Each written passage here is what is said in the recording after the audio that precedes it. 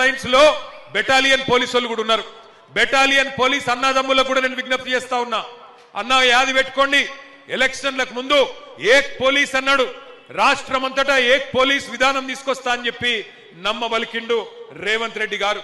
కానీ ఎలక్షన్లు అయిపోగానే మీకు కూడా మోసం చేసిండు. మోసం చేసి మీ కుటుంబ సభ్యులను కొట్టించిండు పోలీసులతో. 30 మందిని సస్పెండ్ చేయించిండు. ఇలా ఎలక్షన్లు ఉన్నాయి కాబట్టి యూసుఫ్ కూడా బెటాలియన్ లో ఉండే పోలీసు వాళ్ళకు మాత్రం సంవత్సరం జీతం బాకీ ఉంటే ఆ పైసలు వేసిండు, మిగతా వాళ్ళకు మాత్రం ఇస్తలేడు. ఇట్లాంటి మనిషిని నమ్ముదామా? మా పోలీస్ అన్నలు కూడా ఆలోచించాలని నేను కోరుతా ఉన్నా. ఇక్కడికి విచ్చేసిన పోలీస్ సోదరులను కూడా నేను కోరుతున్నా. హోం గార్డులు ఉన్నారు, పోలీస్ కానిస్టేబుల్ ఉన్నారు, మీ పెద్ద పెద్ద ఐఏఎస్ ఐపీఎస్ ఆఫీసర్లు, ఇన్స్పెక్టర్లు, డిఎస్పీలు ఎటన్న పోని సాధారణ పోలీసు అన్నలను కూడా నేను అడుగుతున్నా, ఈ దుర్మార్గపు రాజ్యాన్ని దయచేసి సమర్థించకండి.